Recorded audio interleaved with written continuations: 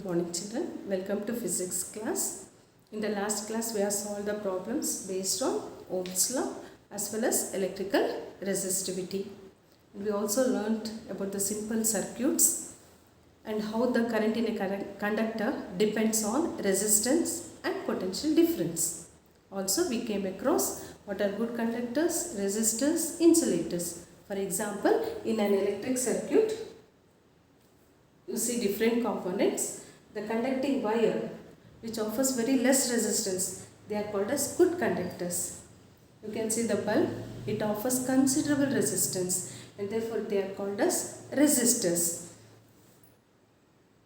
You can see here electrical gadgets which uses resistors in various combination. There are two methods of combination of resistors, that is resistors in series and resistors in parallel. Resistors in series, here the resistors are connected end to end and the current is flowing same through it, whereas resistance in parallel means if the terminals are connected to the same two nodes. Let us study in detail about resistance in series and resistance in parallel. Resistors in series. You can see here three resistors of different resistance R1, R2, R3 connected end to end. Here, when they are connected end to end and if the current is same, then they are called as resistors in series. When resistors are connected in series, the current through the circuit is same.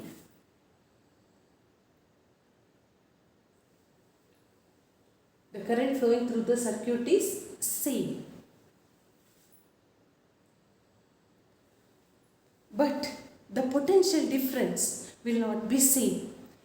If you measure the potential difference across each resistors R1, R2 and R3, it will be different and it will be equal to the sum of the, and it will be all the sum of all this potential difference will be equal to the total potential difference.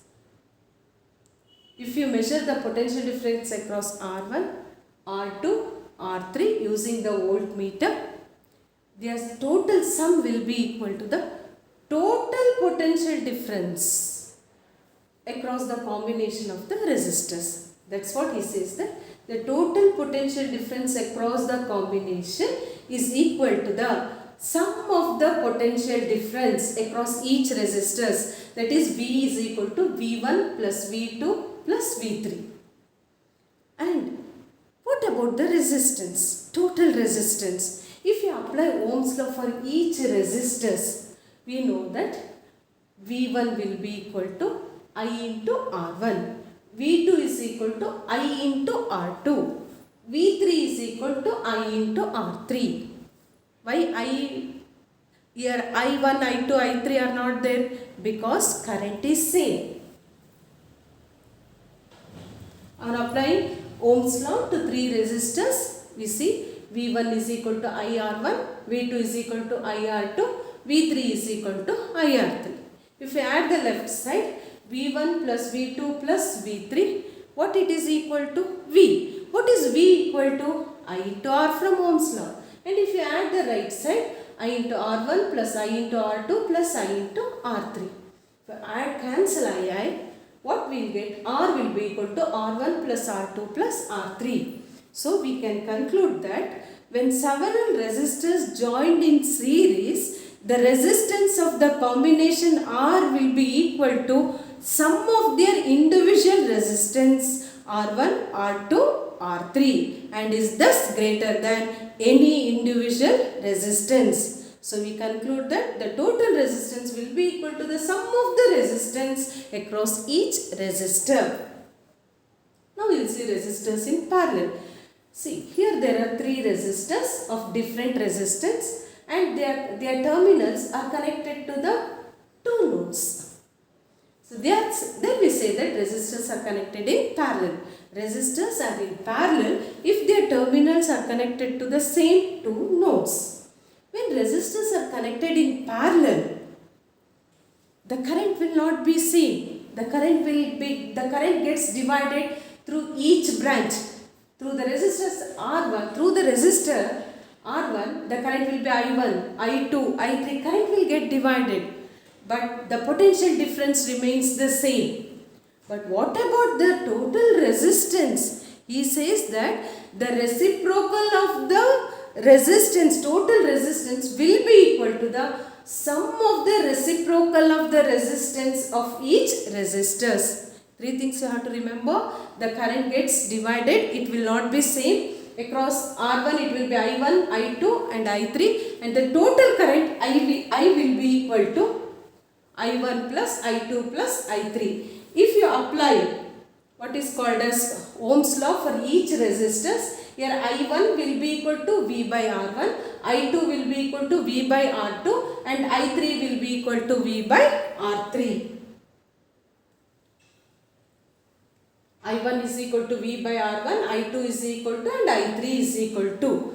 So from equation 1 and 3, what we can get is, if you add this, what is called as I1 plus I2 plus I3, whereas here right side if you add V by R1 plus V by R2 plus V by R3, what is I1 plus I2 plus I3? It is I. What is I will be equal to V by RP. So V is common on LHS and RHS. When it get cancelled, what we get is 1 by Rp will be equal to 1 by R1 plus 1 by R2 plus 1 by R3. Thus we conclude that reciprocal of the equivalent resistance of a group of resistance joined in parallel is equal to the sum of the reciprocal of the individual resistances. In case of parallel circuit, when components are connected in parallel connection, if one of the component fails also, the other components will work. You can see here.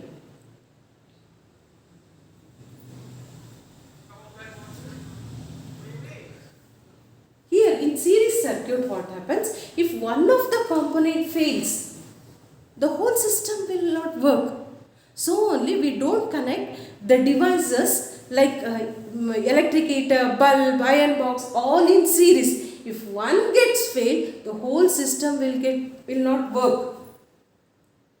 Therefore, we say that it is obviously impracticable to connect an electric bulb and electric heater in series because they need currents of widely different values to operate properly. Another major disadvantage of series circuit is that when one component fails, the circuit is broken. You can see here, when one component is broken, the whole system will not work. Whereas in parallel circuit, if one component also fails to work, the other components will work. That is the major advantage of the parallel circuit. Thus, you have come to know today what are resistors in series and what are resistors in parallel.